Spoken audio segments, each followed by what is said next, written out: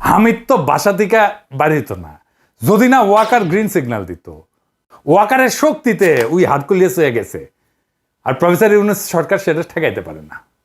এর দায় প্রফেসর ইউনূস সহ ওনার সরকারের সব উপদেষ্টাদের নিতেই হবে।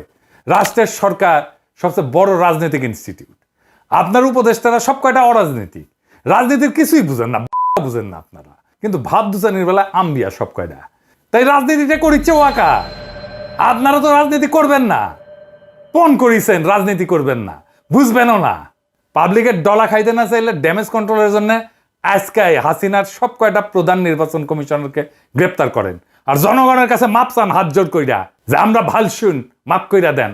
আর শিরিন শারমিন তো এখনো দেশে আছে, শোনা যায় ওয়াকারের তত্ত্বাবধানে আছে।